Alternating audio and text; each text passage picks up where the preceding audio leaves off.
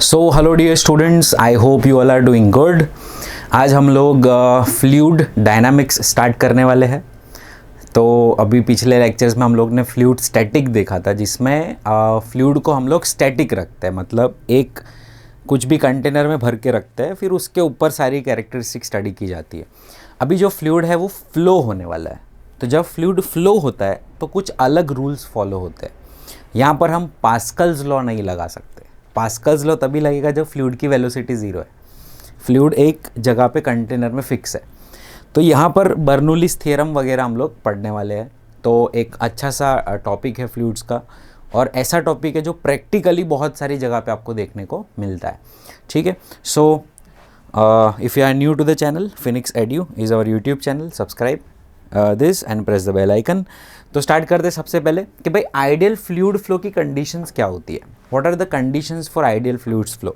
इसको as a theory पूछा जाता है, काफ़ी सारे क्वेश्चंस इसके थियरिटिकल बनते हैं।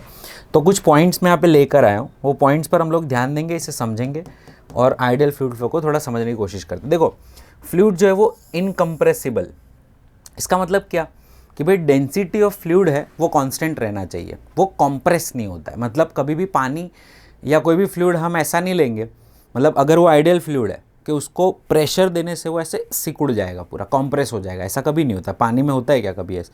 पानी को ऐसे आप प्रेशर दोगे तो ऐसे ऐसे थोड़ी हो जाएगा, राइट? नहीं होता ना। तो इट्स इनकम्प्रेसिबल, वो कंप्रेस नहीं होता। पानी का मैक्सिमम 4% कंप्रेसिबिलिटी है, विच इज़ एक्चुअली नेग्लिजिबल। ठीक है, and time as well as with respect to position, very very important. With respect to time as well as with respect to position उसकी density constant रहनी चाहिए, उसको हम incompressible fluid कहते हैं। दूसरा फ्लूइड होता है नॉन विस्कस फ्लूइड। सर ये नॉन विस्कस फ्लूइड क्या होता है? देखो, जैसे पानी है और हनी है, तो पानी को आप ऐसे फेंकोगे तो पानी फ्लो अच्छे से होता है। उसके इंटरमॉलिक्यूलर फोर्सेस जो लगते हैं, फ्रिक्शनल फोर्सेस जो दो लेयर्स के बीच में लगते हैं, वो बहुत कम होता है। लेकिन टॉकिंग अबाउट हनी, तो हनी को आप इस तरह से अगर छोड़ोगे तो हनी के जो इंटरमॉलिक्यूलर फोर्सेस है वो थोड़े ज़्यादा होते हैं। अब ड्यू टू दैट क्या होता है कि उसका जो फ्लो होता है वो थोड़ा स्लो होता है, राइट? तो उसमें कुछ डिसिपेटिव फोर्सेस जो होते हैं वो अगर प्रेजेंट है तो विस्कस फ्लूइड है। लेकिन यहाँ पर नॉन विस्कस होना चाहिए, मतलब there should not be presence of any type of dissipative forces, उसके अंदर नहीं होने चाहिए। नेक्स्ट, जब भी मैं कहूँगा कि भाई इरोटेशनल फ्लो है, इसका मतलब क्या कि angular velocities of all the fluid particle is zero. मतलब रोटेशन का डोमेन जो है वो एब्सेंट होना चाहिए, उसमें सीधा लीनियर फ्लो होना चाहिए, कोई रोटेशन नहीं होना चाहिए।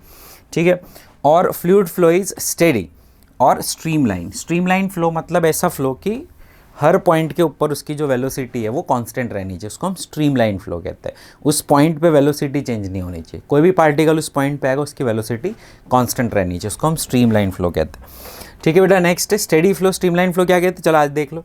During the flow velocity and density of fluid remains constant with respect to time for any given point, then the flow is called steady flow. देखो, अगर कोई भी फ्लो हम स्टेडी फ्लो मानते हैं तो कब होगा वो स्टेडी फ्लो?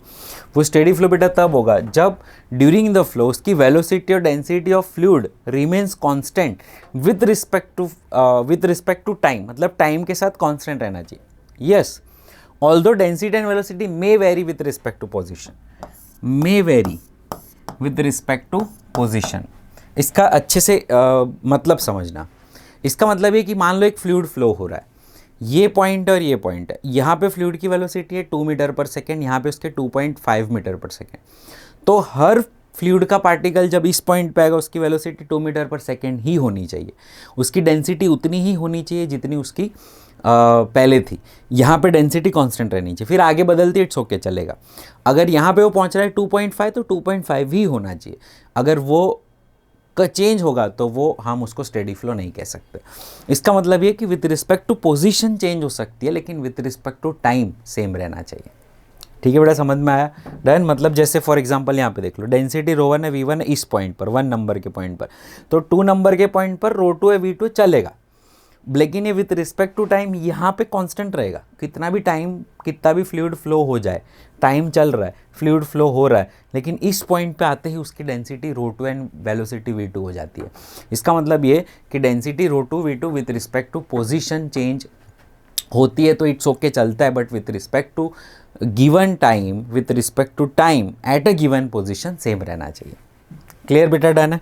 ओके, चल आगे बढ़ते हैं। स्ट्रीमलाइन फ्लो किसको कहते हैं? These are the curves drawn into space tangent to which at any point gives the direction of velocity at that point. For example, ये बेटा जो है वो अगर तेरा फ्लूइड फ्लो हो रहा है इस पॉइंट के ऊपर, इस पॉइंट के ऊपर, इस पॉइंट के ऊपर, हम अगर टेंजेंट ड्रॉ करते हैं ऐसे, है ना, ऐसे, तो हमें उस जगह पर, उस पॉइंट पर पानी की या फ्लूइड की वेलोसिटी पता चलती है। तो उसको हम लोग बेटा स्ट्रीम लाइन्स कहते हैं। तो स्ट्रीम लाइन फ्लो हम इसको कहते हैं जहाँ पे एक ऐसे टेंजेंट्स है, ये लाइन्स ऐसा, मतलब फ्लूइड फ्लो बताती है। ये लाइन्स क्या बताती है? फ्लूइड फ्लो की डायरेक्शन बताती है, उसकी वेलोसिटी बताती है किस जगह पे। नेक्स्ट बेटा आगे बढ़ते हैं। Density of streamline at given point is proportional to the magnitude of velocity at that point. देखो अब समझना, यहाँ पर अगर हम बात करते हैं density of stream lines, stream line की डेंसिटी मतलब ये कितनी डेंस है स्ट्रीम लाइन्स तुम्हारी, है ना। यहाँ पे देखो, यहाँ पे अलग अलग है, देखो यहाँ पे बहुत दूर दूर है, तो it is not dense, it is least dense, it is least dense. This is most dense, this is medium dense, है ना। तो यहाँ पर जितना पानी को आप पतली जगह से फ्लो कराते हो उसकी वेलोसिटी बढ़ती है। मानते हो ये चीज़? Definitely yes. अगर वो नैरो नोजल से पास होता है पानी तो उसकी स्पीड बढ़ती है। अगर स्पीड बढ़ती है, पानी एक साथ इकट्ठा होगा, अगर नैरो नोजल में आने के लिए एक साथ इकट्ठा होगा तो याद रखना उसकी स्पीड बढ़ेगी और स्ट्रीम लाइन्स जो है वो डेंस हो जाएगी। स्ट्रीम लाइन क्या बताता है? ये पानी का फ्लो बता रहा है कि भाई पानी पहले पतली पाइप से आ रहा था, फिर मोटी पाइप से फ्लो हुआ, फिर वापस और पतली पाइप से फ्लो हो रहा है, फिर वापस मोटी से फ्लो हो रहा है। तो इस तरह से ये एक पाइप का सेक्शन भी हम कह सकते हैं कि भाई फ्लो का सेक्शन है। तो जहाँ पर एरिया बड़ा है वहाँ पर आप देख सकते हो कि इसकी जो वेलोसिटीज़ है वो उसके बीच का जो डिस्टेंस है वो ज़्यादा है।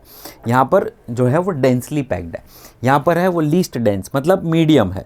तो हमें कह सकते हैं इसकी वेलोसिटी सबसे ज़्यादा होनी चाहिए, इसकी सबसे कम होनी चाहिए, इसकी मीडियम होनी चाहिए। तो V3 should be greater than V1 and V2। तो V3 should be greater than V1 and V2 where V indicates the velocity of flow. ठीक है बेटा, डन। चलो अब चलते हैं next. Two streamlines do not cross each other. Very very important point कि भाई दो स्ट्रीमलाइन कभी ऐसे क्रॉस नहीं होनी चाहिए। क्यों? अगर बेटा ये स्ट्रीमलाइन क्रॉस होती है तो इस पॉइंट के ऊपर और इस पॉइंट के ऊपर दो टेंजेंट बनेंगे and one point can not have two tangent, can not have two tangents. It is impossible. Y?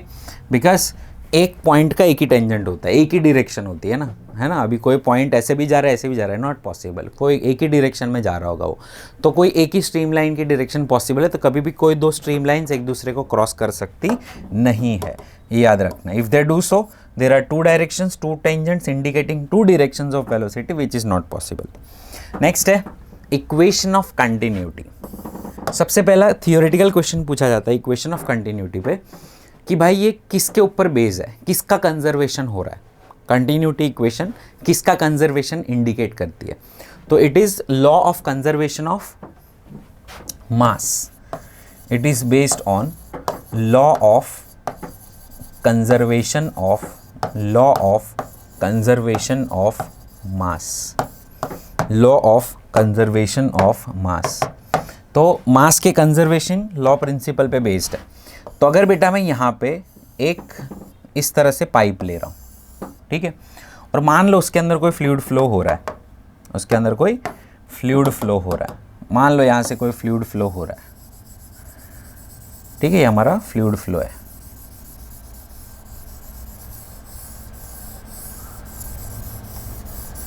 ये हमारा फ्लूइड फ्लो है, ठीक है, ओके सर। ये इस तरह से स्ट्रीम लाइंस बता रहा हूँ मैं, ठीक है।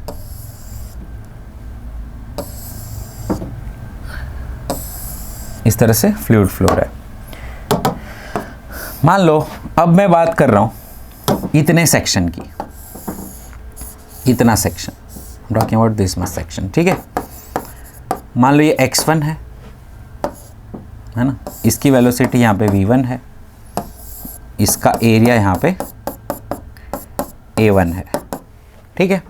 a1 area, x1 is a distance, v1 is a velocity. और वही फ्लूइड अगर यहाँ से बाहर निकलता है ना। तो ये x2 होगा, ये एरिया A2 होगा, है ना, और इसी की जो वेलोसिटी होगी वो v2 होगी। ठीक है, तो मैं ये कहना चाह रहा हूँ कि भाई जितना मास जाएगा उतना मास ही बाहर निकलेगा। अगर इतना मास बाहर निकल रहा है, ये वाला मास जो है वो बाहर निकल रहा है, तो यहाँ पर इसका और इसका मास सेम होना चाहिए। जितना यहाँ से जाएगा उतना यहाँ से आएगा। क्यों? क्योंकि भाई जो फ्लूइड है वो इनकम्प्रेसिबल है, कॉम्प्रेस नहीं होता है। जितना आप यहाँ से दबाओगे इतना वहाँ से निकलेगा बाहर, वो कॉम्प्रेस नहीं होगा कभी भी, इट इज़ इनकम्प्रेसिबल, राइट। तो अगर फ्लूइड इनकम्प्रेसिबल है तो law of conservation of mass follow होगा। सो मास incoming must be equal to mass outgoing. It's as simple as that. So what is mass incoming? Let's say it's density times volume 1, density times volume 2. Density remains same. ऐसा तो है नहीं पानी डालेंगे शहद निकलेगा, density तो बदलनी नहीं है ना। पानी डालेंगे शहद निकलेगा ऐसा तो होगा नहीं, फ्लूइड तो सेम ही रहना है, तो उसकी डेंसिटी तो सेम ही रहनी है। अब next talking about volume. Now this volume is nothing but area into length और we can say distance. So A into A1 और x1 is equals to A2 x2। ठीक है, now differentiating this equation with respect to time. अगर with respect to time उसको differentiate करते हैं, differentiating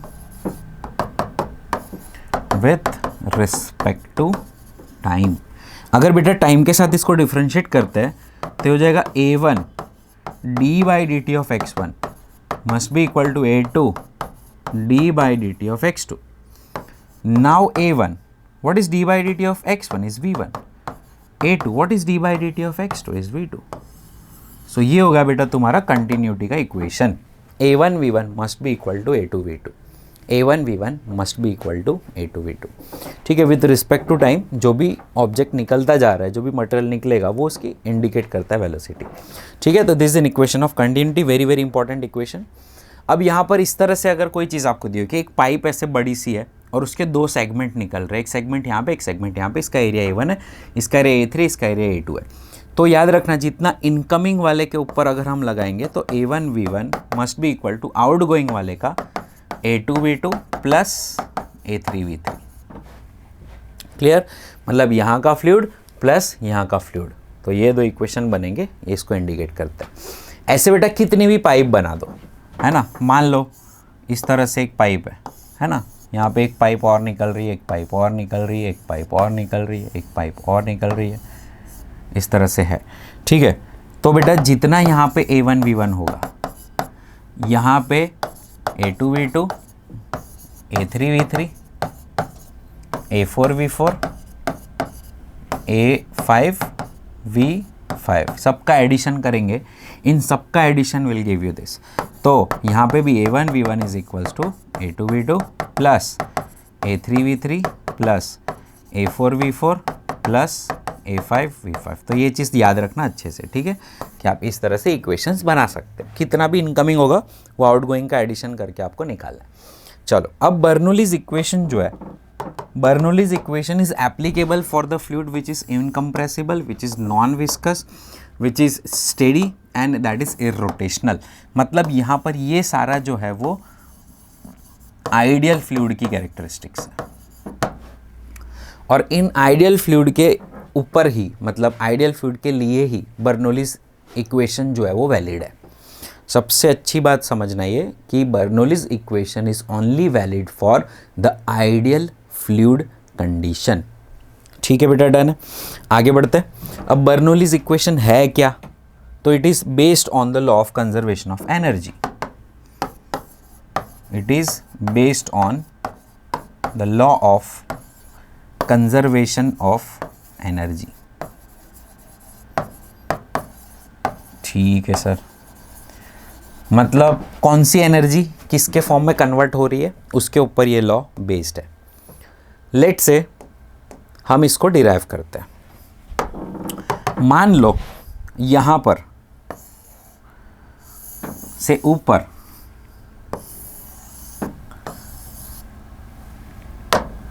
इस तरह से, ठीक है, एक पाइप है, फाइन। अब यहां पर जो है एक छोटा सा हम लोग मास ले रहे हैं, let's say that is delta M, ठीक है, ओके सर। और वही डेल्टा एम बेटा जब यहां पे पहुंचता है तो क्योंकि एरिया थोड़ा अलग है, उसकी वेलोसिटी मान लो v2 हो जाती है, यहां पर उसकी वेलोसिटी v1 थी। अब क्योंकि मैंने कहा law of conservation of energy, इसका मतलब ये कि अपने आप तो ऊपर जाएगा नहीं, उसको कुछ ड्राइविंग फोर्स लग रहा होगा, इसलिए वो ऊपर जा रहा है ना। ऐसे तो होगा नहीं ना, पाइप मोटर से खींचेंगे तो पानी ऊपर जाएगा, ऑटोमेटिक थोड़ी ऊपर जाएगा, नॉट पॉसिबल। हाँ, ऊपर से नीचे आ सकता है, ग्रेविटी खींच सकती है, potential energy converts into kinetic energy, but नीचे से ऊपर जाने वाले केस में आपको कुछ ना कुछ एक्स्ट्रा फोर्स देना पड़ेगा। तो यहाँ पर वो फोर्स कौन प्रोवाइड करेगा? तो बेटा वहाँ पे फोर्स प्रोवाइड करता है pressure difference. So what is this pressure difference? यहाँ पर प्रेशर हाई होना चाहिए, यहाँ पर प्रेशर लो होना चाहिए। लेट्स से यहाँ का जो प्रेशर है वो P2 है और यहाँ का प्रेशर है वो P1 है। तो the change in pressure multiplied bye its volume, let's say its volume is delta we. इसका वॉल्यूम क्या है? Delta we. Delta v is its volume, delta v is its volume, ठीक है। तो change in pressure times volume, change in pressure times volume is nothing but work done. Change in pressure times volume is nothing but work done. कैसे sir? Prove करके दिखाओ। हमने तो सुना work done तो होता है force into displacement, F dot D x का इंटीग्रेशन, है कि नहीं? आप ला रहे हो change in pressure times volume, वो कैसे? तो भाई देख, सबसे सिंपल बात बता रहा हूं, अगर इसको मैं एरिया से डिवाइड करता हूं, एरिया से मल्टीप्लाई करता हूं, ठीक है, ओके सर। तो force upon area becomes pressure.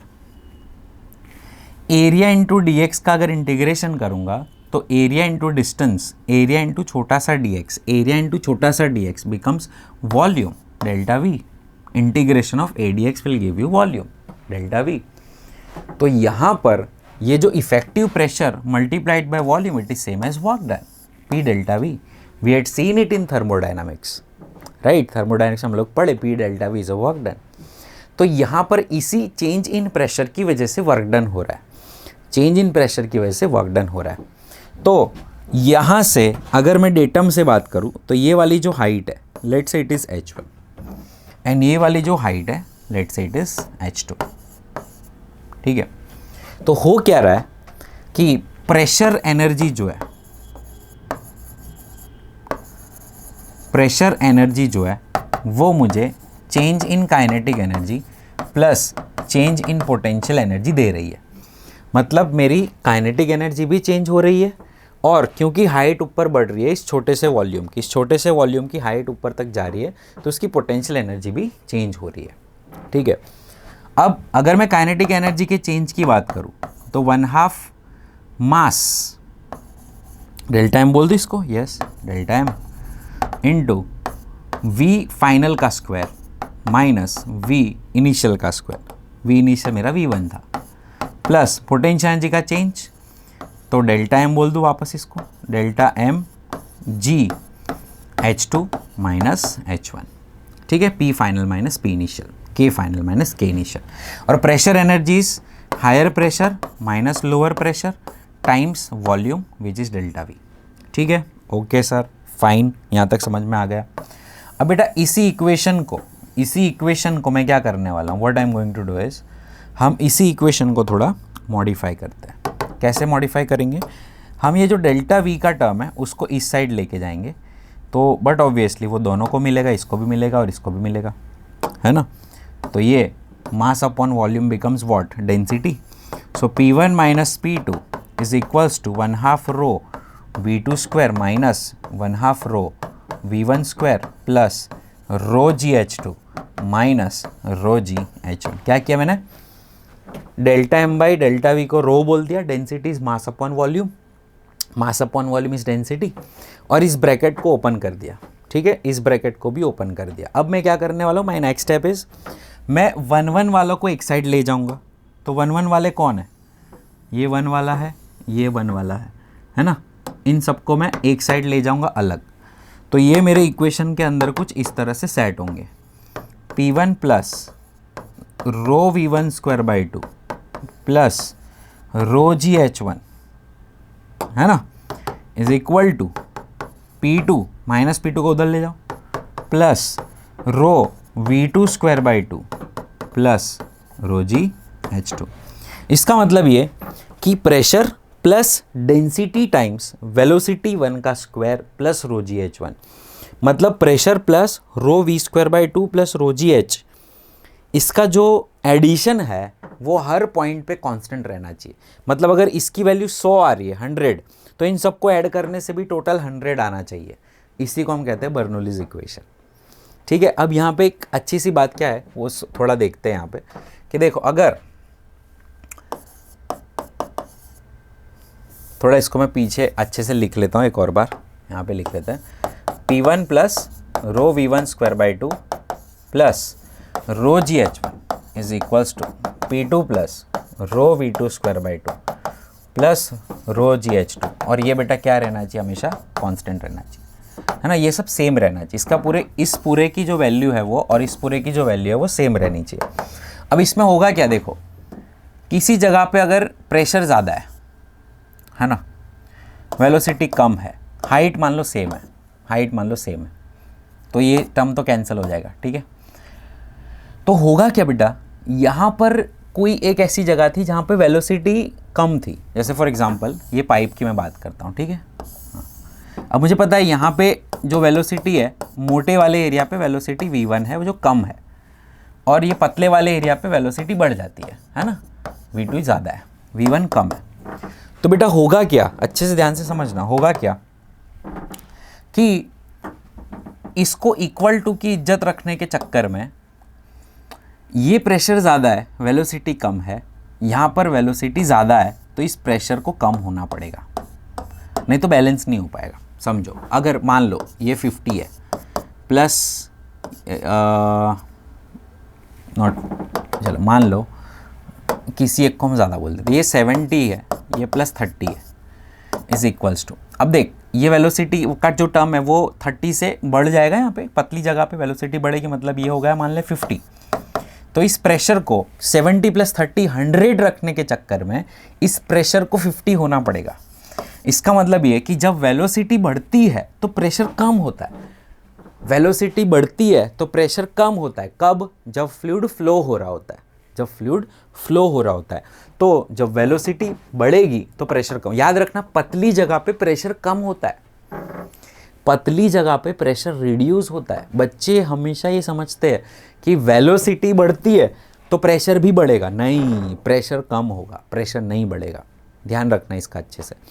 नहीं तो हमें क्या लगता है कि यहाँ पे प्रेशर बहुत ज़्यादा होगा, नहीं, प्रेशर ज़्यादा नहीं है, प्रेशर यहाँ पे कम होता है। कहाँ पे कम होगा, जो पतली वाली जगह है वहाँ पर प्रेशर कम होता है, जो मोटी वाली जगह है वहाँ पर प्रेशर ज़्यादा होता है। तो एक ही नली के अंदर अगर 2 एरिया है तो बड़े एरिया के पास प्रेशर ज़्यादा होगा, छोटे एरिया के पास प्रेशर कम होगा।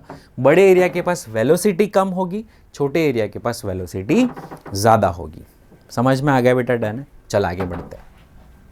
तो यहाँ पर क्योंकि मैंने हाइट सेम ले ली है ना, यहाँ पे मैंने हाइट दोनों की सेम रखी हुई है, लेवल सेम है, इसलिए ये टर्म निकल गया।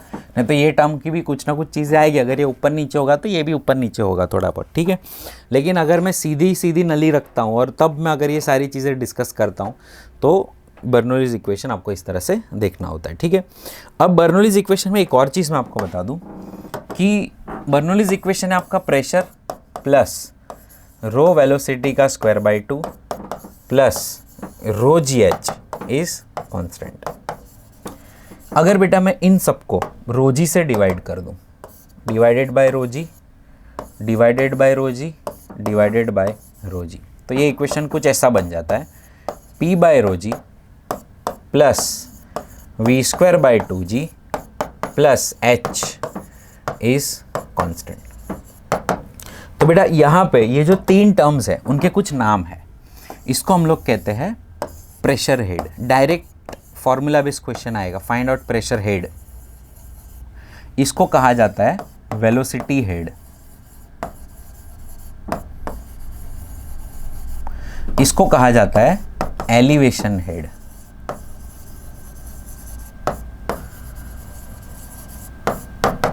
ठीक है, तो सीधा पूछ लिया फाइंड आउट वेलोसिटी हेड तो आपको v²/2g फाइंड करना है। सीधा पूछ लिया फाइंड आउट प्रेशर हेड तो आपको p/ρg फाइंड करना है। ठीक है बेटा, डन है। आते हैं नेक्स्ट टॉपिक पे, दैट इज कॉल्ड वेंचुरीमीटर।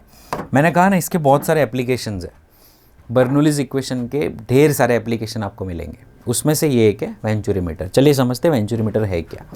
तो बेटा ये वेंचुरीमीटर कैसी चीज़ है, देखो समझो। ये एक इस तरह से मान लो आपके पास एक पाइप है यहाँ पे, ठीक है। ये मान लो इंडियन ऑयल वडोदरा से पाइपलाइन है पूरी, वो जा रही है और वो ज्वाइन कर रही है किसी और स्टेट को। मेरे को मान ले इसके बीच का वेलोसिटी ऑफ फ्लूइड क्या होगा वो मेजर करना है। What is the velocity of fluid मुझे मेजर करना है।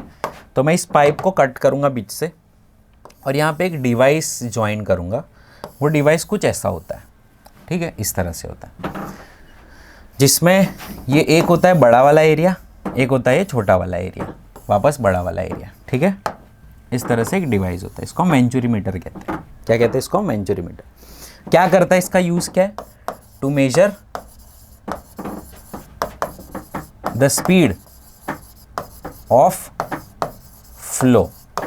फ्लो का स्पीड क्या है वो पता करना है हमें। मान ले यहाँ पे जो आने वाली है वो वेलोसिटी है v1, इस छोटे वाले से पास होगा तो उसकी वेलोसिटी में चेंज आएगा v2। अब होता क्या है कि वो जो चेंज है उसकी वजह से यहाँ पे प्रेशर इंडिकेशन के अंदर चेंज आएगा, यहाँ के प्रेशर इंडिकेशन में भी चेंज आपको देखने को मिलेगा। Let's say pressure is P2, pressure is P1 over here. ठीक है, ओके सर। इसके एरिया को हम A1 कह देंगे, इसके एरिया को हम A2 कह देंगे। ठीक है, ओके सर। अब क्योंकि ये लेवल्ड है तो इस यहाँ पे जैसा हमने देखा था लेवल वाले के अंदर हमेशा ये हाइट और ये हाइट सेम रहती है, तो ये वाले जो टर्म्स है दोनों बर्नौली के निकल जाते हैं। ठीक है, तो ये लेवल वाले पे हम अप्लाई कर रहे हैं तो यहाँ पर हाइट वाला टर्म निकल जाएगा। तो अगर हम बर्नौलीज इक्वेशन अप्लाई करते हैं, थोड़ा यहाँ से लिखते हैं,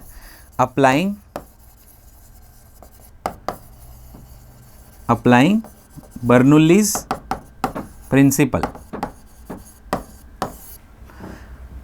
eight point this and this, तो हम ये कह सकते हैं कि P1 plus ρv1² is equals to P2 plus ρv2²। ठीक है, okay sir.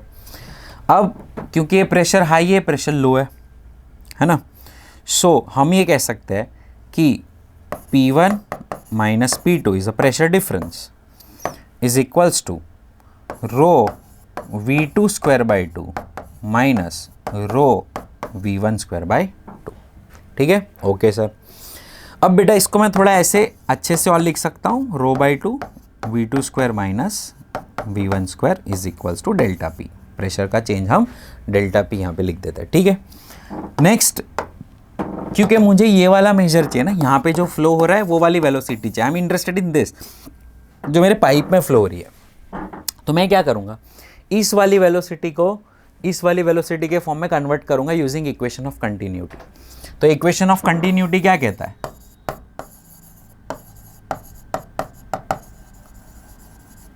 Equation of continuity ये कहता है कि भाई A1 V1 is equals to A2 V2। ठीक है सर, मेरे को V2 नहीं चाहिए तो मैं V2 को रिप्लेस करूँगा किससे? A1 V1 by A2। ठीक है सर, तो मैं V2 को बोलूँगा A1 V1 बाई A2, तो मेरा डेल्टा P आ जाएगा ρ/2, V2² की जगह पे आ जाएगा A1 बाई A2 का whole square into V1² minus V1²। तो ये होगा मेरा ρ/2 V1² A1 बाई A2 का whole square minus 1, that is my delta p. मेरे को V1² चाहिए, तो V1 स्क्वायर को मैं बोल सकता हूँ 2 delta P by rho A1 by A2 का होल स्क्वायर -1 अंडर रूट करो and you will gate V1। ठीक है बेटा, डन है। तो ये तेरा इक्वेशन आ गया, तेरे को कुछ नहीं निकालना है यहाँ पे, P1 P2 का वैल्यूज़ ले ले, उसका डिफरेंस निकाल ले, इस इक्वेशन में पुट कर। एरिया 1 एरिया 2 ऑफ इसके ऊपर ही जो आपका वेंचुरी मीटर है उसके ऊपर मेंशन होता है इसका एरिया कितना है, इसका एरिया कितना है, तो उसका रेशियो पूरा दिया हुआ होता है आपको ना, इसका एरिया का रेशियो क्या है वो मैन्युफैक्चरर दे देता है। तो ये A1 बाई A2 की वैल्यू ऑलरेडी तेरे पास होगी। अच्छा, इसमें फ्लूइड कौन सा फ्लो रहा है तुझे पता ही होगा, पानी होगा तो उसकी density you know, petrol flow हो रहा है तो उसकी डेंसिटी यू नो, और तुझे पता होगा, कंपनी के पास वो डेटा होगा जो कंपनी से यूज़ कर रही है। तो मतलब not only for a very bulk use, बहुत छोटे यूज़ के लिए भी, बहुत छोटे फ्लो मेजर करने के लिए भी इसको यूज़ में लेते हैं हम लोग। ठीक है, तो मतलब ये वेलोसिटी मेजर करने का एक तरीका है। तो इसको सॉफ्टवेयर में डाल दिया जाता है, आपके पास ये फॉर्मूला के अंदर डालने के लिए वैल्यूज़ पुट करी जाती है, सॉफ्टवेयर डिज़ाइन किया होता है, उसमें आपको सिर्फ डेंसिटी की वैल्यू पुट करनी है, इनके रीडिंग पुट करने, क्या क्या प्रेशर के रीडिंग्स है वो पुट करने हैं यहाँ पे। बाकी A1 बाई A2 की वैल्यू फिक्स ही होती है, उसको हम K कह सकते हैं, कोई कांस्टेंट जो वेंचुरी कांस्टेंट कह सकते हैं, जो भी एरिया A1 और A2 का हर वेंचुरी के लिए अलग अलग होगा। तो ये A1 बाई A2 उस वेंचुरी के लिए जो भी उसकी वैल्यू डाल दो, या उसकी वैल्यू बाय डिफ़ॉल्ट डली हुई होगी, क्योंकि एक बार वो मशीन फिट हो गया तो वो तो वैसा ही रहना है। तो ये एक प्रैक्टिकल एप्लीकेशन है of Bernoulli's equation. You can measure the flow of fluid, आप वेलोसिटी मेजर कर सकते हो कि फ्लूइड फ्लो कितना अच्छे से हो रहा है, कितनी स्पीड से हो रहा है। और इसका क्या काम है सर, क्यों वेलोसिटी मेजर करना है? भाई वेलोसिटी मेजर करने से आप पर यूनिट टाइम कितना फ्लूइड निकल रहा है वो दे सकते हो। आप सोचो, आ रहा हूँ अभी, एरोप्लेन पे आ रहे हैं हम, है ना, इसको हम लोग कहते हैं फ्लो रेट। भाई वेलोसिटी मेजर करने से देखो फ्लो रेट पता चलता है। फ्लो रेट क्या होता है, देखो फॉर ये पाइप है, मान ले पाइप है और इसमें से कुछ फ्लूइड निकल रहा है, मान ले फ्लूइड ऐसे निकल रहा है, ऐसे निकल रहा है, ठीक है, ओके सर। अभी पर यूनिट टाइम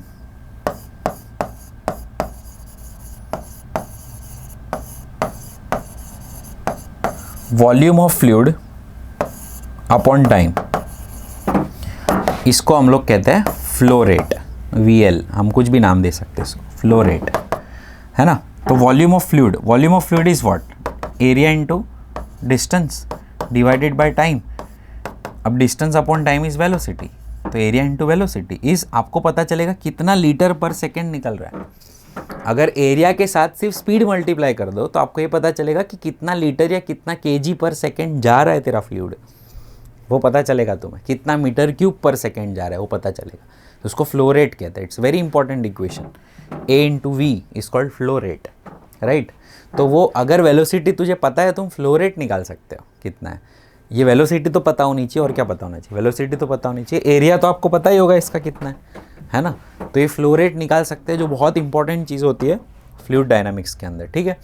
नेक्स्ट है एरोप्लेन के ऊपर लगने वाला लिफ्ट फोर्स, ठीक है। तो बेटा यहाँ पे जो ये एरोप्लेन की जो विंग्स होती है ना, वो एरोप्लेन की विंग्स जिस शेप की होती है उसे हम एरोफॉइल कहते हैं, इसको कहा जाता है एरोफॉइल। ये शेप बहुत इंपॉर्टेंट है, क्योंकि अकॉर्डिंग टू दिस शेप जो भी तुम्हारा ऊपर की वेलोसिटी होगी वो एयर की वेलोसिटी और नीचे की एयर की वेलोसिटी में फ़र्क आ जाता है इस शेप की वजह से। इसकी वेलोसिटी जो होती है वो बहुत ज़्यादा होती है, बहुत ज़्यादा तो नहीं होती बट कुछ परसेंटेज का फ़र्क होता है, V1 कहते हैं हम इसको, और ये जो होती है थोड़ी कम होती है, ठीक है। और जैसा हम जानते हैं कि जब वेलोसिटी बढ़ती है तो प्रेशर जो है वो फ्लो के लिए कम हो जाता है, और इसका जो प्रेशर P2 है वो बढ़ जाता है। इसकी वजह से होता क्या है कि ये जो फिन है, ये जो पंख है, उसके नीचे एक हाई प्रेशर रीजन यहाँ पर आपको देखने को मिलता है।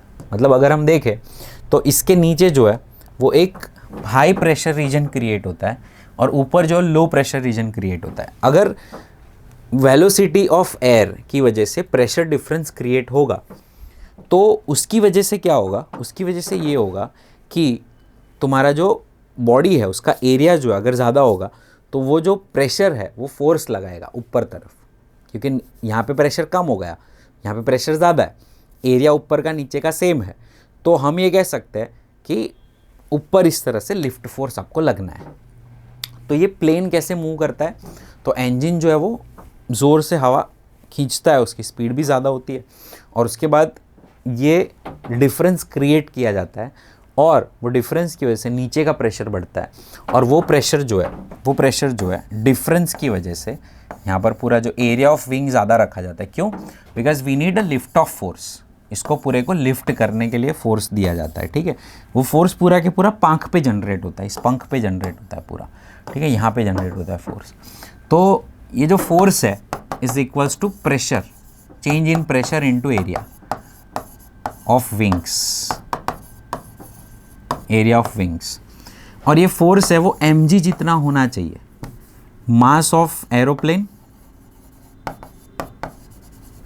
Multiplied by g must be equals to change in pressure into area of wings. ये इसका फॉर्मूला है, ठीक है। तो कितना चेंज इन प्रेशर चाहिए, तो फॉर्मूला अपना P1 plus rho V1 square by 2 is equals to P2 plus rho V2 square by 2, ignoring the thickness of wings, इसीलिए हाइट डिफरेंस नहीं ले रहे। So P1 minus P2 equals to rho V2 square by 2 minus rho V1 square by 2। मतलब ऊपर नीचे की velocities अगर आपको पता है, प्रेशर डिफरेंस जनरेट कर सकते हो, निकाल सकते हो। और ये जो प्रेशर डिफरेंस डेल्टा P है that is nothing but rho by 2 V2 square minus V1 square, rho by 2 V2 square minus V1 square. इसकी वैल्यू अगर आप यहाँ पे पुट कर दो, आपको क्वेश्चन अच्छे से पूछ सकते हैं। अगर नीचे की स्पीड ऊपर की स्पीड दे दी है, आप डेल्टा P निकाल सकते हो, एरिया ऑफ विंग दे देंगे, मास ऑफ प्लेन दे देंगे, ठीक है। तो आप ये भी पता कर सकते हो कि एरोप्लेन का मास कितना होगा, एरोप्लेन का मास कितना होगा, प्रेशर डिफरेंस कितना चाहिए वो निकालवा सकते हैं आपको यहाँ पे, ठीक है। और वो प्रेशर डिफरेंस अगर निकाल लिया आपने, फिर एक वेलोसिटी ऊपर की दे देंगे, नीचे की पूछेंगे कितनी होगी। वेलोसिटी का चेंज पूछ सकते हैं कि वो वेलोसिटी का चेंज कितना है, मतलब ऊपर और नीचे के बीच में डिफरेंस कितना परसेंटेज का है। तो वैसे क्वेश्चंस भी आते हैं, ठीक है बेटा। तो एरोफॉइल वाला, एरोप्लेन लिफ्ट फोर्स वाला क्वेश्चन भी आपको देखने को मिलेंगे। Force on a hut during a cyclone. देखो अभी अगर कोई साइक्लोन आया तो यहाँ पे इस तरह से हवाएं ज़ोर ज़ोर से चलती है, और ये ज़ोर ज़ोर से जो हवाएं चलती है उसकी वजह से इसकी velocity V1 is higher, pressure P1 is lower. अंदर घर में अगर आप देखो, pressure is equals to atmospheric pressure, but velocity V2 is zero. घर के अंदर तो वेलोसिटी V2 ज़ीरो है। तो अगर बहुत ज़्यादा ज़ोर से हवाएं चलने लगी तो होगा क्या, आप खुद सोचो।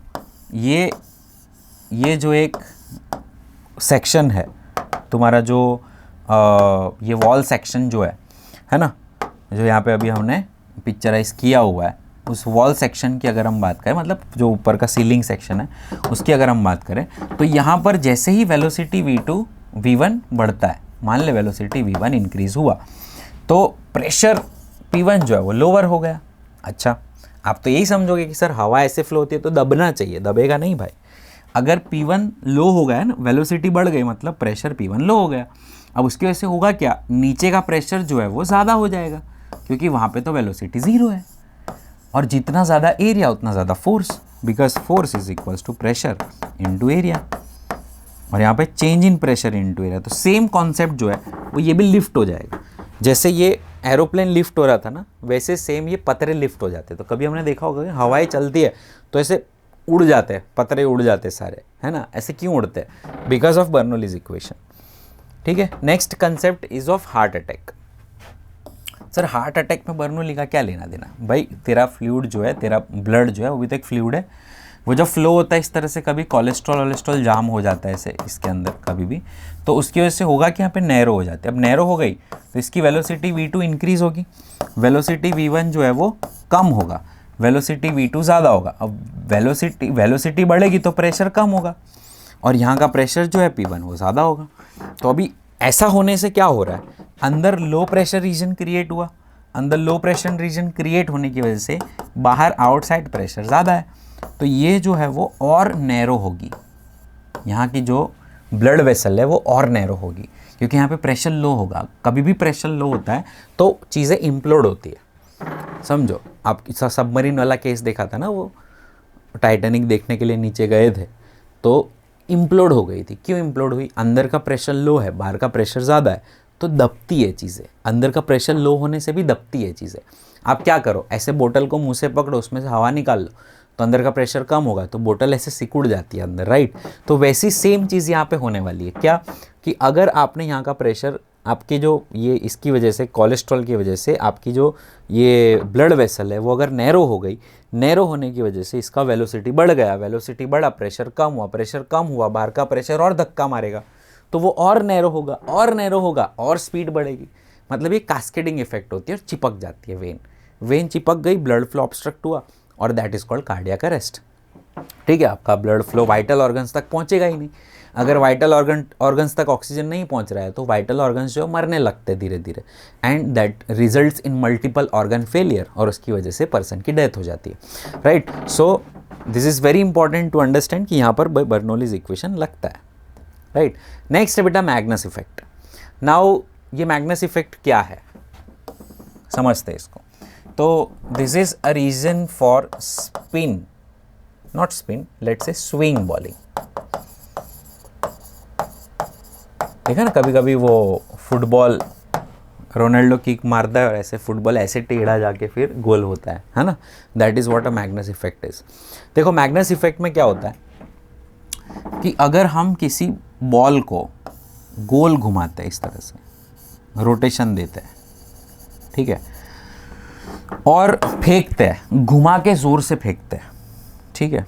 फेंकना भी इम्पॉर्टेंट है, क्योंकि आप जितना ज़ोर से फेंकोगे उतनी यहाँ पे इसको ऐसे वेलोसिटी ऑफ एयर फील होगा, हवा फील होगी ना। अगर कोई चीज़ को फेंकोगे तो हवा फील होगी, बॉल को हवा फील होगी।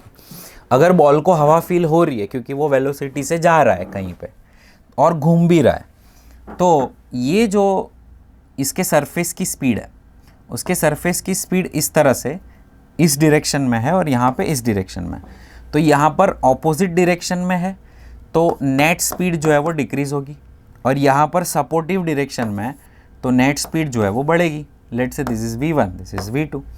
अब अगर V1 यहाँ पे ज़्यादा है तो प्रेशर P1 यहाँ पर कम है तो प्रेशर P1 बढ़ेगा। V2 ज़्यादा है तो प्रेशर P2 जो है वो कम होगा। अब इसकी वजह से हो क्या रहा है कि जहाँ पर प्रेशर कम है उस डायरेक्शन में हाई प्रेशर जो धक्का मारेगा, तो ये बॉल जो है उस तरह से स्विंग होगा। ठीक है, समझ में आया? तो क्या हो रहा है, रोटेशन, रोटेशन, और ये जो हवा फील हो रही है वो, और इसका भी खुद का रोटेशन है। तो यहाँ की जो वेलोसिटी है वो इसकी ऑपोजिट में है तो नेट वेलोसिटी कम। यहाँ की वेलोसिटी जो है वो इसके सपोर्टिव में है तो वेलोसिटी ज़्यादा। वेलोसिटी ज़्यादा, प्रेशर कम, वेलोसिटी कम, प्रेशर ज़्यादा। तो क्योंकि ये हवा भी तो एक फ्लूइड है, हवा भी क्या है, एक फ्लूइड है, तो भी बर्नौलीज इक्वेशन फॉलो करती है। Anything that can flow is called fluid. Water and air both are fluid. Liquid air की बात नहीं हो रही, लिक्विड गैसेस की बात, यहाँ पे फ्लूइड की बात हो रही है। Fluid is something that can flow, that is called fluid. तो यहाँ पर हवा भी जो है वो फ्लूइड की तरह एक्ट करते हैं, यहाँ पे बर्नौलीज इक्वेशन लगता है। तो बर्नौलीज इक्वेशन सिर्फ पानी पे नहीं लगता, इसका भी आपको ध्यान रखना है। ठीक है बेटा, नेक्स्ट टॉपिक पे आते हैं, that is called speed of efflux. अब ये आपने देखा होगा कि ऐसे क्वेश्चंस आते हैं जिसमें कभी आपको पूछा जाएगा कि भाई अगर किसी कंटेनर में होल हो जाता है ना, तो उस कंटेनर के अंदर से जो पानी निकलेगा, यहाँ से मान लो यहाँ पे आपने होल किया और यहाँ से जो पानी निकल रहा है उसकी अगर यहाँ पर बात करी जाए तो उसकी स्पीड कितनी होगी। So that's the question. ठीक है, मान लो इसका लेवल है और यहाँ से इस लेवल से ये हाइट है h। Let's say this is h1, let's say this is h2 and this is h। तो अभी अगर हम यहाँ पे फाइंड करना चाहते हैं इसकी स्पीड, स्पीड ऑफ एफ्लक्स कितनी है, we need to find out this velocity, let's say v2, है ना, और इसकी जो वेलोसिटी नीचे जाने की है वो v1 है, क्योंकि ये बहुत बड़ा है। इसका एरिया हम a1 ले लेते हैं और इसका एरिया हम a2 ले लेते हैं, या इसको कैपिटल ए स्मॉल ए कह देते हैं, इसको कैपिटल ए कह देते हैं, इसको स्मॉल ए कहते हैं, छोटा एरिया है। ठीक है, ओके फाइन सर, तो ये मेरी कंडीशन है। ठीक है, अब बेटा होगा क्या ठीक है, हमें फाइंड करनी है यहाँ की स्पीड, तो हम लगाएंगे बर्नौलीज इक्वेशन यहाँ पे और यहाँ पे। ठीक है, this is open to air, तो यहाँ पर भी जो प्रेशर फील हो रहा होगा इसको, वो एटमॉस्फेरिक प्रेशर जितना ही होगा। This hole is also open to air, तो यहाँ पर भी एटमॉस्फेरिक प्रेशर ही उसको भी फील होगा। तो अगर हम इक्वेशन बनाते हैं P1 plus rho V1 square by 2 plus rho GH1, तो ये इक्वेशन को अगर हम बनाते हैं तो PA इसका एटमॉस्फेरिक प्रेशर है, plus rho V1 square by 2 इसकी वेलोसिटी जो नीचे जा रहा है उसकी स्पीड, ये जो लेवल नीचे जा रहा है उसकी स्पीड, और इस हाइट को हम लोग डेटम ले लेते हैं, let say h equals to 0 at this point. तो नीचे वाली हाइट को हम नेगेटिव लेंगे उस साइड, तो इसकी हाइट तो 0 हो गई, यहाँ पे 0 इज इक्वल्स टू PA, इसकी हाइट 0 हो गई क्योंकि रो GH मैंने इसको रेफरेंस पॉइंट ले लिया। अगर हम इसको रेफरेंस पॉइंट ले लेंगे, तो यहाँ की हाइट 0 हो जाएगी, तो यहाँ पे रो GH की जगह पे 0 आ जाएगा। ठीक है, और इसका भी atmospheric pressure plus rho V2 square by 2 plus की जगह पे अब हम लिखेंगे माइनस रो G। अब इस रेफरेंस पॉइंट से ये होल का लोकेशन कितना है, डाउनवर्ड स्मॉल h, तो माइनस रो GH, प्लस मत लेना यहाँ पे। ठीक है, प्लस नीचे से ऊपर जाते हैं हम प्लस लेते हैं, मतलब यहाँ से ऊपर जाते हैं हम प्लस लेते हैं। ठीक है, हम लोग नीचे जा रहे हैं तो हम लोग उसको माइनस लेंगे। ठीक है, आप उसको अदर वे भी कर सकते हो, आप इसको भी रेफरेंस ले सकते हो। अगर आप इसको रेफरेंस लोगे तो ये H2 हो जाएगा, ये हो जाएगा H1। आंसर सेम ही आएगा, मैं प्रूव करके बता सकता हूँ। देखो, अगर यहाँ पे मान लो हम रो GH1 ले लेते हैं, ठीक है, तो ये हो जाता PA plus rho V2 square by 2 plus rho GH2 हो जाता। ठीक है, ध्यान से देखना, मैं अदर वे भी प्रूव करके बताता हूँ कि बात कैसी है, सेम है। अगर ऐसा होता तो ये तो वैसे भी कैंसिल होने वाले थे। अब ये रो GH1 और ये रो GH2, ये वेलोसिटी ज़्यादा, ये वेलोसिटी कम है, तो ये वाला टर्म उधर चला जाएगा। ठीक है, तो ये वाला टर्म जैसे उधर गया तो आप क्या करोगे, ये वाले टर्म के पास इसको ले आओ, तो ये हो जाएगा rho GH1 minus H2 is equals to rho V2 square by 2 minus rho V1 square by 2 is equals to rho by 2 V2 square minus V1 square is rho G। अब देख मज़े क्या है, व्हाट इज ये H2, इसको हमने क्या लिया, H2 लिया ना, इसको हमें H1 लेना है। This is my H1, this is my H2, क्योंकि वन साइड 1 रखना है, 2 साइड 2 रखना है ना। दिस इज माई H2, तो ये मेरा हो गया H1 माइनस H2, क्योंकि मैंने 1 साइड की जगह 1 लिया था, मतलब ये 1 साइड के लिए मैंने 1 लिया था। ठीक है, यहाँ पे 1 लिया हुआ, देखो जो वेलोसिटी V1 है तो हमने H1 लिया है, मतलब जब वेलोसिटी V1 है तो हमने H1 लिया है। ठीक है, तो ये बेटा अपना हो गया H1 minus H2। What is H1 में से H2 जाएगा तो स्मॉल h बचेगा, तो हो गया ना स्मॉल h। ठीक है, तो ये rho GH equals to rho by 2 V2 square minus V1 square. बेटा समझ में आया, मतलब ये सेम इक्वेशन, इससे भी सेम इक्वेशन ही बनेगा। देख लो, अब इससे चेक कर लेते। चलो, मैंने रेफरेंस पॉइंट ऊपर लिया, मेरा काम थोड़ा आसान हो जाता है। ठीक है, अब इससे हम इक्वेशन बनाओ, तो PA गए, अब इसका भी सेम बनना है, rho GH is equals to rho V2 square by 2 minus rho V1 square by 2, that is again rho by 2 V2 square minus V1 square is rho GH। चल बेटा, यहाँ तक सबको समझ में आ गया? ओके, आई होप समझ में आ गया होगा। अब बात करते हैं नेक्स्ट, मुझे तो सर ये V2 फाइंड करना है, तो what I am going to do, मैं V1 को V2 के फॉर्म में ले आऊँगा using equation of continuity. Equation of continuity क्या कहता है, A1 V1 is equals to A2 V2। अब मेरा A1 तो A है, V1 V है, A2 स्मॉल a है, V2 है, तो V1 को मैं लिख सकता हूँ A by A V2, definitely yes. तो मैं V1 को लिखूँगा A बाई A V2, तो ये मेरा बेटा रो से रो तो गए, वैसे भी ये मेरा हो जाएगा 2GH is equals to V2 square minus A by A का whole square into V2 square. ठीक है, ओके, तो ये मेरा हो जाएगा बेटा V2 square into 1 minus A by A का होल स्क्वायर इज़ 2GH। ठीक है, तो ये मेरा फाइनल इक्वेशन बेटा आएगा यहाँ पे। फाइनल इक्वेशन में यहाँ पे लिख दे रहा हूँ, V2 is equals to under root of 2GH upon under root of 1 minus A by A का होल स्क्वायर। ठीक है, अब इस केस के अंदर अगर ये ए है, बहुत छोटा है कैपिटल ए के कंपैरिजन में, वेरी वेरी स्मॉलर देन ए, मतलब ये होल जो है वो इतना पतला है, इतना छोटा होल है कि वो पिन होल है, पिन होल। तो उस केस में ये a/a जो है निगलेक्ट हो जाएगा और V2 का आएगा आंसर √2gh, जो जनरल बहुत सारे केसेस में हम लोग यूज़ करते हैं, V2 इक्वल्स टू √2gh। तो लेकिन वो एक स्पेशल केस है, याद रखना, this is a special case, ठीक है। तो this is all about speed of efflux which is √2gh upon 1 minus छोटा एरिया अपॉन बड़ा एरिया का होल स्क्वायर का अंडर रूट। ठीक है बेटा, ये इक्वेशन को अच्छे से याद रखना, इसको बहुत सारी जगह पे हम लोग यूज़ करते हैं। नेक्स्ट आता है मैक्सिमम रेंज पर। अब अगर हम बेटा रेंज की बात करते हैं, है ना, तो हम कुछ जगह पे अगर होल करते हैं, है ना, ये तो पूरा भरा हुआ है फुल, सब जगह से यहाँ से इस तरह से पानी निकल रहा है, मान लो,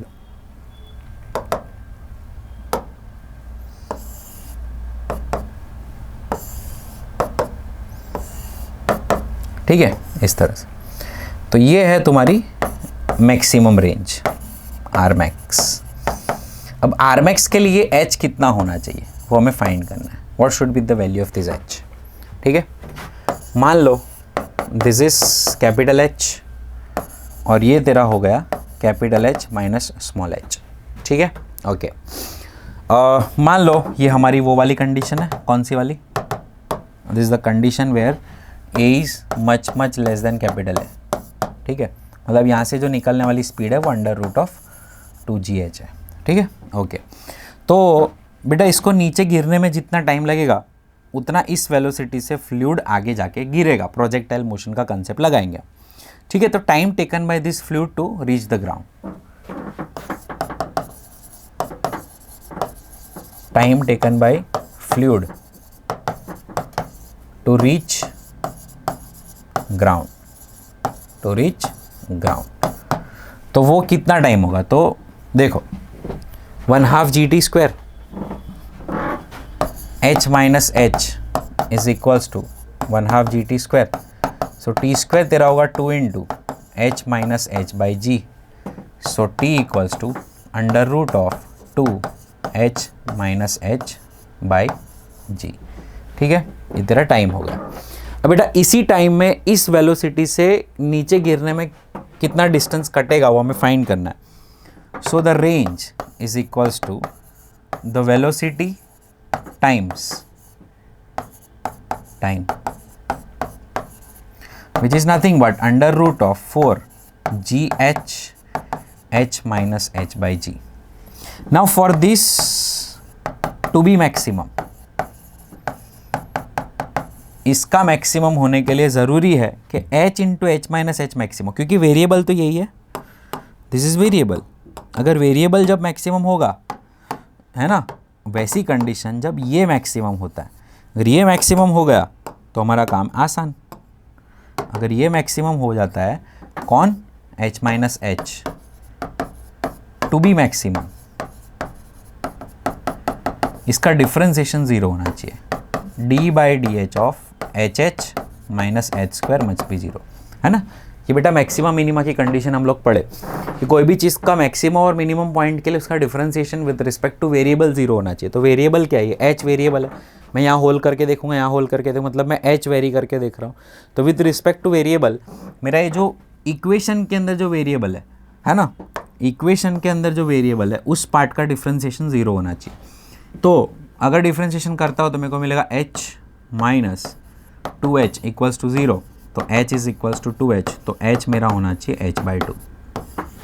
इसका मतलब ये कि अगर ये एग्जैक्टली आधी टंकी के पास होगा, आधी हाइट पे होगा, तब जाके तुझे मैक्सिमम रेंज मिलने वाला है। इसका बेस पर क्वेश्चन पूछ चुके ऑलरेडी।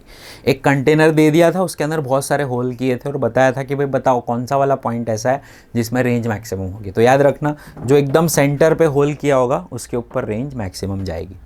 ठीक है बेटा, डन है, चलो आगे बढ़ते हैं। Time taken to empty the tank कितना लगता है भाई टाइम, है ना। बेटर हम ऐसे भी बात कर सकते हैं कि time taken to reach from one level to the other level कितना होगा, वैसे भी हम इसको बात कर सकते हैं, ठीक है। ओके, मान ले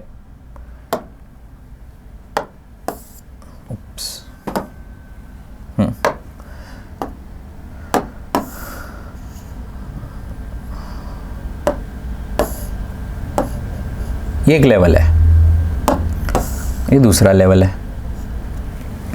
ठीक है। मान ले दीज आर 2 लेवल्स, ठीक है। ओके सर, अब यहाँ से पानी निकल रहा है, ठीक है, और हमें फाइंड करना है कि भाई इस लेवल से लेकर इस लेवल तक पहुँचने में कितना टाइम लगेगा, मतलब इतना टंकी को खाली करने में कितना टाइम लगेगा, मुझे फाइंड करना है, ठीक है। ओके सर, तो देखो अब हम लोग ये कह सकते हैं कि भाई यहाँ का जो ए वी है, A into V, that A1V1 must be equal to A2V2। We know this right, कि A1V1 जो होता है that must be equal to A2V2। तो इसका बड़ा एरिया, इसकी वेलोसिटी V1 है, मस्ट बी इक्वल टू छोटा एरिया इंटू वेलोसिटी V2, ठीक है सर। अब मेरे को एक बात बता, अगर ये एरिया है, मैं बताऊँ इसकी वेलोसिटी है क्या, तो मैं कह सकता हूँ ये जो velocity is nothing but change in height with respect to time, और हाइट डिक्रीज हो रही है, तो मैं कह सकता हूँ velocity is nothing but dH/dt। Okay, इसको √2gh कह देता हूँ मैं, ठीक है। ऑल वो वाली condition a is much greater than less than a। अब अगर मैं इसको यहाँ पर -dH/dt करता हूँ तो मेरा हो गया a/a √2gh। Fine sir, okay, we are agree with that. Now -dH upon √2gh is equals to a/a into dt. Let's shift this minus sign over here. अगर हम इस माइनस साइन को यहाँ पे शिफ्ट करते हैं और दोनों साइड इंटीग्रेट करते हैं, इंटीग्रेट, यहाँ पर हम h1 से लेकर h2 पे जा रहे हैं, यहाँ पर हम 0 से लेकर टाइम t पे जा रहे हैं। तो बेटा यहाँ पे h⁻², देखो 1/√2g तो कांस्टेंट है ना, h⁻² -1/2 का इंटीग्रेशन होना है विथ रिस्पेक्ट टू dh, और यहाँ पर -a/a t हो जाएगा, t इंटीग्रेशन करना हमें आता है, ठीक है। बेटा इसको अगर हम इंटीग्रेट करेंगे तो h⁻1/2 अपॉन 1/2 मतलब 2√h आएगा इसका आंसर। तो 1/√2g टू √h है ना, और √h में हम लोग लगा देंगे लिमिट कहाँ से कहाँ तक, h1 से लेकर h2 तक, that is -a/a into T, ठीक है सर। ये √2 से इसको √2 कर देंगे, है ना, तो ये हो जाएगा √2/√g है, √2/g कहते हैं इसको, √2/g √h2 minus √h1 equals to -a/a और अगर ये माइनस साइन इसको दे दे तो √2/g रिवर्स हो जाएगा, h1 minus h2 equals to a/a minus sign shift कर दी, तो बेटा टाइम अपना आएगा a/a √2/g √h1 minus √h2, ठीक है। अभी अगर तेरे को पूरी टंकी खाली करने का बोलता है तो h2 को 0 कर देना,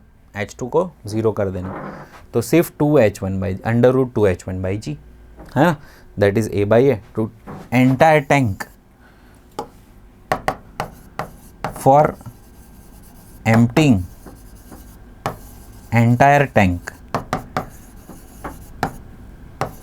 पुट h2 इक्वल्स टू 0, तो पूरी टंकी खाली हो जाएगी इसमें, h2 इक्वल्स टू 0, ठीक है बेटा, समझ में आ रहा है, fine. Now force exerted on tank, ये भी एक बढ़िया सा टॉपिक है कि भाई अगर ये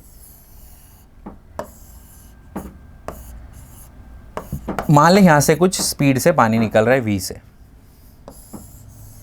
है ना, और लेट से ये पानी का लेवल है, ठीक है, और आपको ये पूछा है कि यहाँ से पानी निकलेगा, तो बट ऑब्वियसली इस पॉइंट पे इसको पीछे धक्का लगेगा, क्यों, क्योंकि मोमेंटम कंजर्वेशन, जितना मोमेंटम चेंज dp/dt जितना आएगा उतना फोर्स यहाँ पे लगने वाला है। What is d/dt of momentum, what is momentum, momentum is what, mass times velocity, है ना। अब v तो कांस्टेंट ले ले, चेंज क्या हो रहा है, dm बाई डी टी। मास क्या है sir, density into volume. Volume क्या है, what is volume sir, volume is nothing but density into area into x, distance. जो बाहर निकल रहा है उसकी बात हो रही है यहाँ पे। तो वेलोसिटी इंटू रो एरिया बाहर निकालो, D X by D T. What is D X by D T is again speed. तो rho A V into V, V square is the force. तो rho A V square is the formula of force acting on this. तो rho A V square, जितना force इसको पीछे लगता है। अब इस पर एक बढ़िया सा क्वेश्चन है कि भाई नीचे फ्रिक्शन कितना होना चाहिए for this tank not to slide. ये टैंक स्लाइड ना हो उसके लिए नीचे म्यू की वैल्यू कितनी होनी चाहिए एटलीस्ट, है ना। तो मान लें यहाँ से वेलोसिटी v निकल रही है, इसको पीछे फोर्स लग रहा है which is rho A V square, है ना। रो ए वी स्क्वायर जितना फोर्स लग रहा है, ये ए इसका एरिया है जहाँ से पानी निकल रहा है। तो बेटा इस केस में आपको अगर पूछा जाए तो आपको क्या करना है, देखो फोर्स, फ्रिक्शनल फोर्स कैसे निकालते हैं, म्यू इंटू एन से निकालते हैं, ठीक है सर। अब mu into N is the frictional force, agree, yes sir.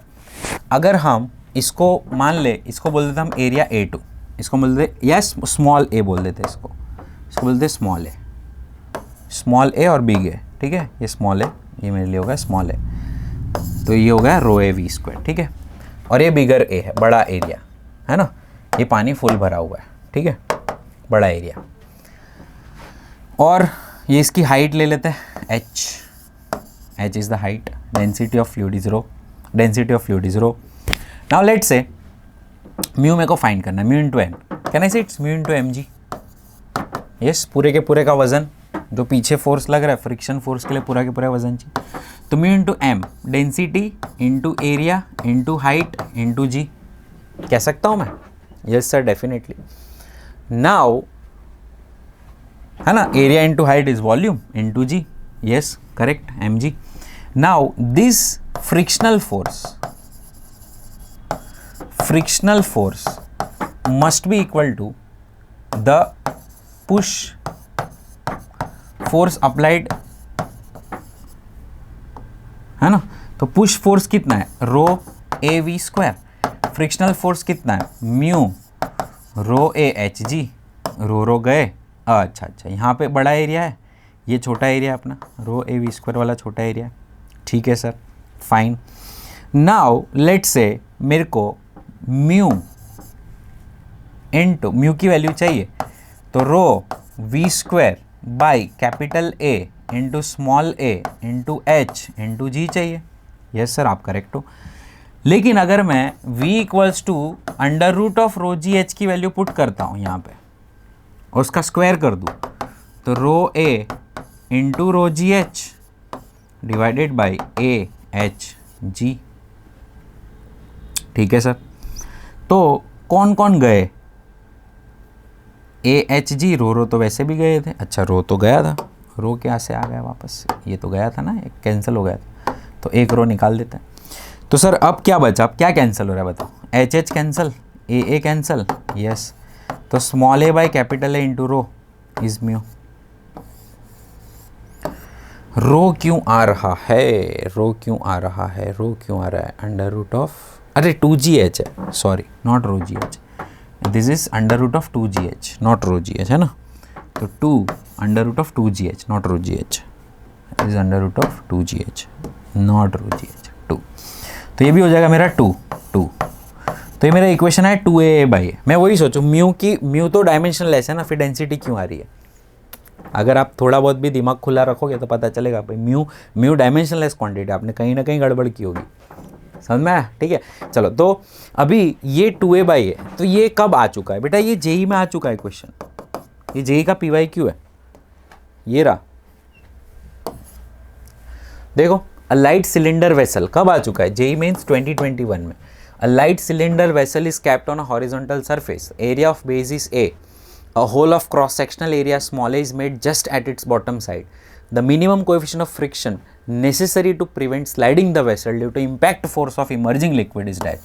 Condition दे दिया a is much less than a, ठीक है। इसका मतलब अंडर रूट 2gh लेकर सॉल्व करना है, क्लियर है बेटा, डन, फाइन। चलो एक और क्वेश्चन अच्छा सा देखते हैं यहाँ पे। Consider a cylindrical tank of radius 1 metre is filled with water, the top surface of water is at 15 metre from the bottom, मतलब कैपिटल एच दे दिया है। There is a hole on wall of cylinder at a height of 5 metre, okay, from the bottom, okay, a force of this much newton is applied on the top surface of water using a piston. मतलब यहाँ पे हम लोग ने piston से force लगाया, मतलब आपने प्रेशर दिया हुआ है, यहाँ पे कुछ प्रेशर है, हम बर्नौलीज इक्वेशन लगाएंगे तो यहाँ का प्रेशर होगा तुम्हारा फोर्स अपॉन एरिया, ठीक है। उसकी वेलोसिटी हम 0 मान लेते हैं, है ना, और हाइट उस साइड ले लेंगे, उसको डेटम लाइन मान लेते हैं, हाइट भी 0 कर देते हैं उसकी। अब उस साइड हम देखेंगे तो एटमॉस्फेरिक प्रेशर क्योंकि खुला हुआ होल है, प्लस वेलोसिटी होगी rho v2 square by 2 plus rho g minus rho ji H, क्योंकि हम ऊपर से नीचे जा रहे हैं तो minus rho g into 10 metre.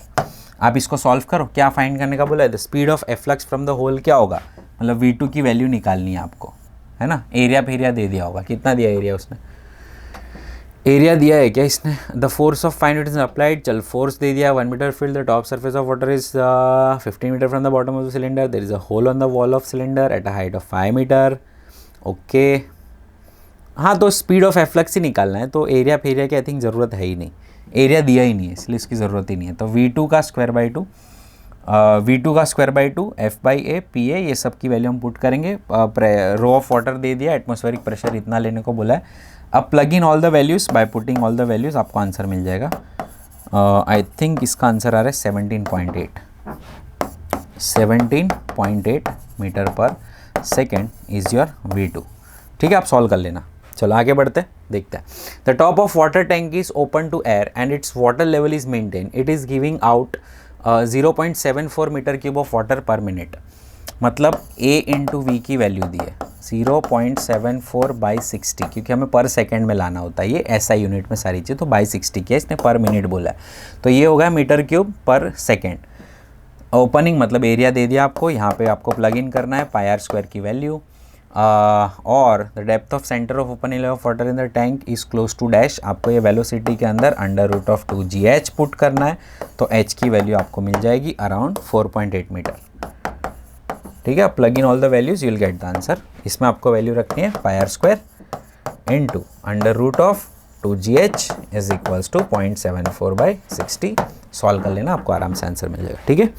तो बेटा एक और देख लेते हैं। A liquid of density rho is coming out of hose pipe of radius A with horizontal speed v and hits a mesh, 50% of liquid passes through the mesh unaffected, 25% loses all of its momentum and 25% comes back with the same speed, the resultant pressure on the mass will be dash। देखो force का formula अपना rho into area into V square, ठीक है। अच्छा okay, अब उसमें से सिर्फ 25% ऐसा है जो ऐसे जाके चिपक जाता है, मतलब 1/4 हो गया ये, 25% वाला विच स्टक हो जाता है, और 25% ऐसा है बाउंस बैक करता है, तो उसके लिए 25% मल्टीप्लाई बाई 2 इंटू रो है वी स्क्वायर। याद करो हम बॉल ऐसे टकरा के रिटर्न आता था तो मोमेंटम चेंज डबल हो जाता था ना, तो 4.2 लेते थे, तो हो जाएगा 1/2 रो है वी स्क्वायर। ये दो फोर्स लगने हैं, सो टोटल फोर्स अगर आप निकालोगे, total force is equals to 1/2 plus 1/4 times rho A V square, which is equals to 3/4 rho A V square is force. अब प्रेशर पूछा है तो force upon area is pressure, तो फोर्स है बेटा तेरा 3/4 rho A V square upon area गेले, so 3/4 rho V square is your answer. This is correct answer, पहला वाला ऑप्शन करेक्ट है, ठीक है। तो इस तरह के बहुत सारे क्वेश्चंस बेटा आपको बर्नौलीज के प्रिंसिपल के मिलेंगे। आई होप इस सेशन के अंदर आपको बहुत सारी चीज़ें क्लियर हो गई होगी। इसको सेव करके रखना, नोट्स वगैरह डाउनलोड करके रखना, ओके। मिलेंगे नेक्स्ट सेक्शन में और अच्छे से टॉपिक के साथ फ्लूइड को कंटिन्यू करेंगे। Thank you so much.